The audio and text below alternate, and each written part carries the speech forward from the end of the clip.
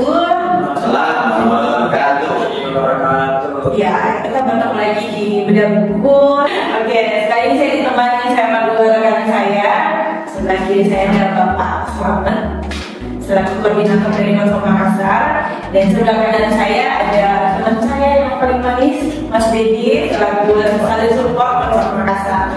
Nah, kali ini kita akan membedah buku dari The Making of Thinking Big. Jadi yang bahasa Inggris itu ya. Jadi berpikir dan berjiwa besar dari David J. Schwartz. Nah, kita akan membedah buku dari berpikir dan berjiwa besar. Dan ini sudah di bab terakhir ya sepertinya. Di bab 12, yaitu dengan judul gunakan tujuan untuk membantu Anda bertumbuh. Nah, menurut teman-teman nih dari judulnya saja mungkin bisa dibedah dulu ya. Silakan. Ya, terus saya baca juga punya tadi. Sebenarnya tujuan itu penting, karena tujuan itu contohnya kita mau jalan kemana, kan? Kalau nggak ada tujuan itu, ada sesuatu quotes itu. Kalau kita nggak punya tujuan, sebuah kendaraan pun akan berjalan pelan. Tapi kalau kita supir tadi sudah punya tujuan, otomatis dia jalannya akan ngegas biar cepat sampai di tujuan. Itu mungkin pemikiran kita, mungkin teman-teman sudah bisa bayangkan ya. Kalau kita ada tujuan, contohnya kita keluar rumah, kita mau berangkat kerja, kita udah punya tujuan berangkat kerja, otomatis kita fokus berangkat kerja, juga berangkat kerja dan jalan sini. Bayangkan kalau keluar rumah gabut gitu kan, mau kemana kita nggak tahu, kita akan bingung juga. Sana kita pelan-pelan mana ya, enaknya kemana ya, gitu. Pengen liburan tapi nggak ada teman, terus mau kemana juga bingung, baru bangun dan tinggal teman. Jadi kita bingung juga mau kemana, akhirnya nggak ada tujuan. Akhirnya udah kita muter aja, nggak ada yang kejelasan kita mau kemana. Itu salah satu hal, kalau kita nggak ada tujuan, otomatis kita nggak bisa berkembang. Begitu juga dalam kehidupan kita, kalau teman-teman nggak ada impian, nggak ada hal yang memang berbeda mengejar, otomatis seperti hampa ya. Kita mau apa sih gitu, dan itu sangat membingungkan gitu kan. Ya sudah, kita ikuti alur aja, kita kejar-kejar, kita nanti main-main, nanti kita lawan itu mengikuti arus saja gitu. Jadi tujuan dalam hidup kita itu sangat penting. Nah, apa sih tujuan hidup ini? Mungkin teman-teman pasti punya persepsi sendiri tentang hal tersebut. Jadi buku ini juga menjelaskan juga terkait hal-hal tersebut. Begini dari saya. Terima kasih. Kemudian Mas Dedi gimana?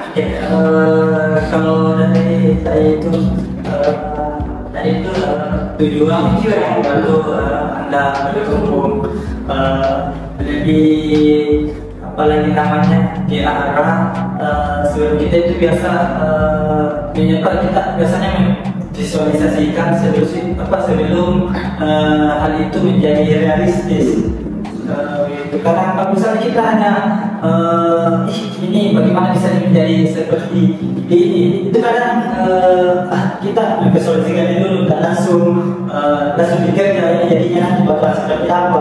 Karena sebelumnya itu tujuannya pasti apa mengurangi bentuknya. Kita mau rumah kita ada di dari pikiran kita ya sekedar jalan bang saya ini nanti bagusnya bagaimana, bagusnya dan seperti dia bang untuk tidak ada gambarannya mau seperti apa jadinya. Kalau misalnya kan itu agak berbeda, biayanya juga pun nanti tidak bisa dihitung karena sekedar pikirannya saja jadi tidak bakal bisa hitungannya yang bertumbuh gitu.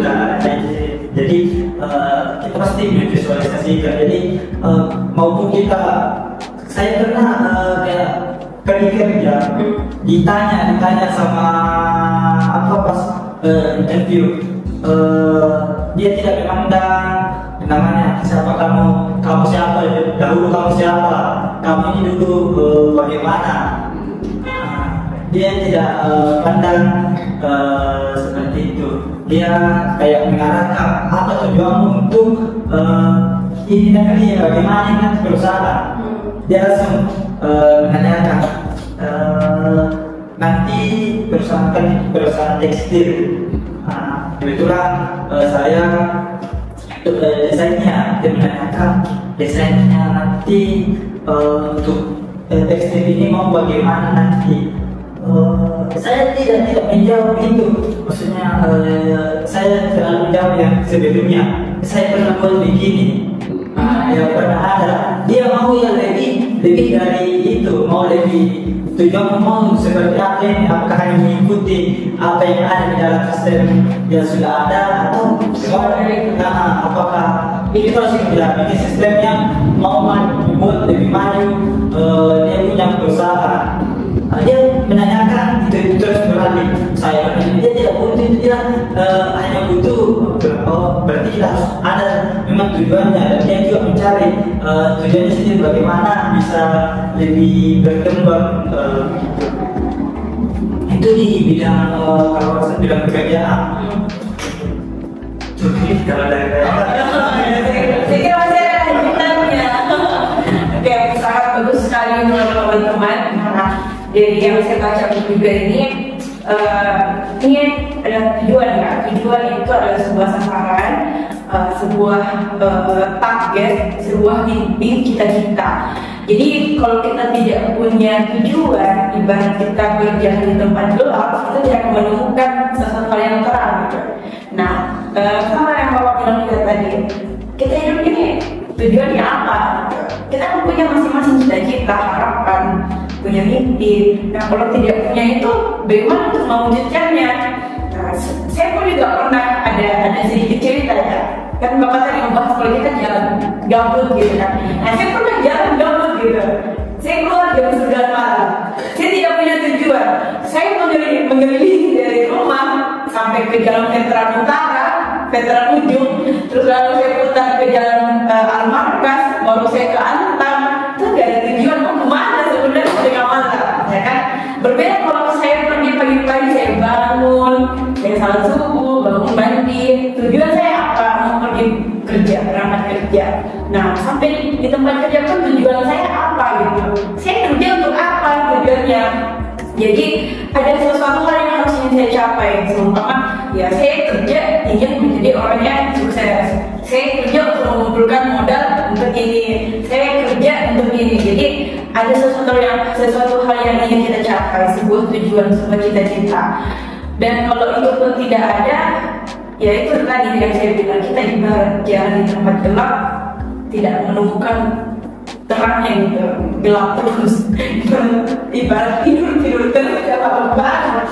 Jadi kita hidup itu harus punya tujuan, bukan hanya sekedar menjalani hidup, tapi harus punya tujuan hidup. Kalau tidak punya tujuan, ya apa di dunia ini? Cari uang saya hanya untuk saya kayak kerja, terima gaji, ya cuma habiskan gaji saja. Tujuannya tidak ada, gajinya tidak dilihat mata. Semoga kita tidak beli barang-barang yang mungkin HP atau apa yang lebih bermanfaat. Tidak ada tujuan, hanya sekedar Pak, kan biasa mungkin teman-teman rasa, gajiku habis gitu, belum waktunya sudah habis karena tujuannya tidak ada tujuan itu.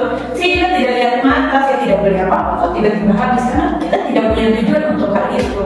Nah itu contoh kecilnya gitu. Jadi ada juga cerita sih di sini dari Dev Mahoni. Dia bagi dari pekerjaan dengan penghasilan 80 apa ini seminggu euro seminggu di sebuah biro iklan, menjadi pemimpin perusahaan pada usia 27 tahun. Pada usia 33 ia menjadi ketua dari 2 perusahaan. Inilah yang ia katakan mengenai tujuan, yaitu yang penting bukanlah di mana Anda berada dahulu atau di mana Anda berada sekarang, melainkan kemana Anda ingin tiba. Jadi tujuan itu bagaimana kita bisa sampai di sana, bukan hanya sekedar jalan-jalan saja tanpa tujuan. Jadi kita berpikir bagaimana saya bisa ada di puncak, bagaimana saya menjalani prosesnya. Kalau harus punya tujuannya itu apa? Tujuan itu kalau gitu. Nah, gimana Pak? Kita Oke, tentang tujuan ya. Kalau tujuan itu memang dimana penting lah itu tujuan. Mungkin di pekerjaan ada target ya, target goals yang harus kita capai. baik tahunan, bulanan, buah kita ada. Jadi target ini juga tujuan. Kemana sih kita harus pergi? Iya. Gimana cara membuat target atau tujuan tadi? Ya itu dari diri kita sendiri. Apa hal yang terpenting dalam hidup kita? Gitu kan? Kalau kita tanya tujuan hidup ya. Iya. Apa sih yang terpenting dari diri kita? Apa yang kita inginkan? Apa yang kita benar-benar kita dambakan gitu kan? Nah itu dari masing-masing orang berbeda-beda. Pasti berbeda-beda karena ada prioritas sendiri-sendiri gitu kan. Ada juga saya dulu punya teman. Dia tuh memprioritaskan dia tuh pengen istilahnya apa ya, berkembang sendiri gitu kan. Jadi dia nggak pernah terkontrak dengan perusahaan manapun, dia pengen itu hanya berusaha sendiri. Itu pekerjaan yang dia hadapi itu memang harus sebenarnya bisa dengan orang lain, tapi dia memang ada keinginan untuk saya pengen sendiri kan. Itu pun dia terus lakukan kan, dia konsisten lakukan. Memang satu hal yang bukan sebuah istilahnya, bukan sebuah value ataupun nilai dari hal yang dikerjakan, tapi dia mengatakan saya senang dengan hal yang saya lakukan ini gitu kan. Jadi bukan serta-merta kadang orang berkata tujuan kayak uang materi gitu kan, tapi dia ngajarnya bukan di sana, tapi tujuannya saya senang melakukan hal ini gitu kan. Jadi ada rasa puas gitu kan. Mungkin tiap orang kan berbeda-beda. Bisa jadi contohnya mungkin Mas Dedi contohnya mungkin dia merasa senang sekali kalau dia bisa sesuatu tujuannya gimana caranya customer puas dengan penjelasan kita dan customer bisa menggunakan produk kita dengan baik dan tanpa ada komplain gitu kan. Jadi kalau ada rasa seperti itu dan dia berterima kasihnya masih akhirnya omset kita meningkat, kan ada rasa apa ya, kebanggaan tersendiri gitu kan. Saya dulu pernah merasakan juga sebagai teknisi itu kalau customer sampai bilang terima kasih ya, jelasannya seperti ini, akhirnya saya sekarang sudah tahu, sekarang sudah tertata, terus ada omset juga meningkat, terima kasih yang begitu. Jadi ada rasa apa ya, kayak kepuasan tersendiri dalam diri kita yang membuat kita benar, ya akhirnya kita bersemangat lagi untuk melakukan hal-hal seperti itu lagi gitu kan. Nah, itu salah satu yang memang apa yang bikin kita semangat dalam hidup ya. Karena tujuan tadi itu yang membuat kita bisa tumbuh. Kalau dengan tujuan kita mungkin contohnya anak tangga, pertama mungkin tujuan kita saya dulu pernah ya tentang tujuan atau goal ya. Iya dulu pernah targetkan waktu kita masih juga di Makassar itu saya ingin sekali dulu goal ataupun target kita itu sangat kecil.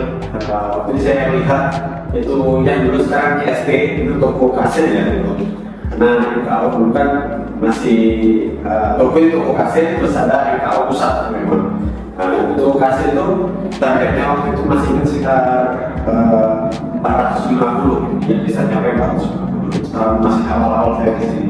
Jadi waktu itu saya mentargetkan bagaimana caranya konsum Makassar bisa Bangkot Makassar bisa mencapai 450 gitu kan. Itu yang mungkin saya coba aja gimana caranya saya terus belajar biar bisa nyampe target itu kan. Memang perjalanan waktu itu ibaratnya apa ya, kayak soal kita agak berkembang gitu kan, gini-gini terus. Ternyata setelah kita lihat gitu ke belakang, iya ternyata ini meningkat terus. Jadi memang ini satu hal yang memang kita harus ada fokus. Sama lalu juga saya sudah dikasih sebenarnya briefing sama pimpinan itu gimana caranya kita membuat wadah kita makin besar gitu kan. Pada mungkin pada rezeki atau apa hal yang memang gimana caranya kita membesar wadahnya tadi dengan apa? Jadi kita belajar untuk bisa menerima wadah tadi. Contohnya seperti ini, mungkin teman-teman waktu dulu ujian kelas masih SMP dengan ujian kelas SMA kan berbeda. Nah, waktu SMP waktu itu merasa sulit sekali soal ini, masa ada SMP dikasih seperti ini kan, masuk pikirannya seperti itu banyak kan. Tapi waktu memang sudah naik, waktu di SMA melihat ujiannya anak SMP masa gini nggak bisa. Nah, jadi hal-hal tersebut itu terus kita bertumbuh, kita terus ada perkembangan tujuan tadi. Tujuan kita nanti kan waktu sekolah mungkin segera pengen lulus ya kan, segera pengen punya kerja gitu. Setelah kerja pengen sekolah lagi ternyata. Oke, mungkin itu penjelasan dari saya. Baik sekali, sangat-sangat menginspirasi juga ya untuk kita yang masih awam terhadap tujuan gitu. Karena sejatinya kita hanya sekedar tahu tujuan itu ya hanya mimpi cita-cita, tapi kita tidak pernah berpikir bahwa bagaimana progres kita dalam mencapai tujuan ini, prosesnya kita seperti apa. Ternyata dalam mencapai tujuan itu ya pertama yang harus belajar, banyak belajar bagaimana menyikapi hal-hal tersebut ketika ada masalah, bagaimana ketika kita terpuruk, bagaimana ketika kita jatuh. Nah itu kan menjadikan pembelajaran kita untuk mencapai tujuan yang kita inginkan. Nah menurut Mas ini gimana? Itu sangat menginspirasi tadi apa yang dipaparkan selama sama Kak Cici, bahwasanya itu yang tadi tujuan di yang tadi ini yang bukunya itu dia sudah menjelaskan untuk mencapai tujuan itu ada 3 bidang, ada di bidang pekerjaan, ada di bidang sosial, sama di bidang pekerjaan, ada juga di bidang sosial, sama di bidang rumah. Tadi di bidang pekerjaan itu Mas kami sudah menjelaskan dan dia Mas kami juga sudah mengalami sebagai yang kita di sini. Mungkin yang besar ini pertama di bidang pekerjaan, di sini dia menggambarkan berapa pedoman perencanaan 10 tahun ke depan. Lalu itu di bidang pekerjaan. Pertama, bagaimana tingkat pendapatan yang ingin saya capai? Nah itu bakal ke saya atau ke Cici nanti bakal melakukan. Dan kedua, bagaimana tingkat tanggung jawab yang saya usahakan tersebut sudah saat ini sudah semua berapa besar yang ingin saya kuasai, apa yang saya harapkan untuk peroleh dari pekerjaan saya, untuk dengan pekerjaan. Dan sedangkan untuk bidang rumah ada 10 tahun dari sekarang, ada apa standar hidup yang ingin saya berikan untuk keluarga saya dan diri saya sendiri. Mungkin itu belum saya apa jenis rumah yang ingin saya tinggal. Ini pasti saya pikirkan, oh iya itu ini buku. Nanti saya bermain di rumahku kalau nanti mungkin kontraktor apa jenis liburan yang ingin saya ambil. Nanti saya untuk mau liburan ke mana, apa dukungan keuangan yang ingin saya berikan kepada anak-anak saya dalam tahun-tahun dewasa awal mereka. Nah itu kan kita pasti bertanggung jawab dalam mungkin yang pasti sudah nanti kalau kita ini otowe ya ini tapi jangan terlalu mikir karena nanti belum pergi keluarga sudah jauh pikirkan, tapi ya namanya tujuan target itu kan tidak apa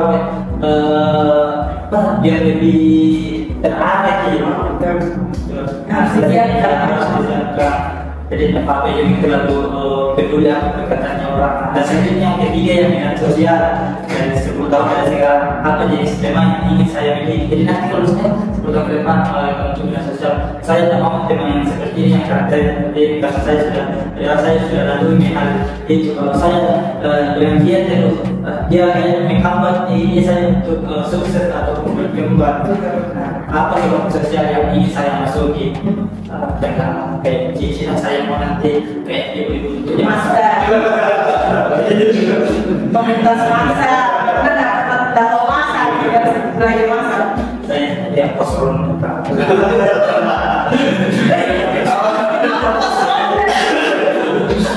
jauhnya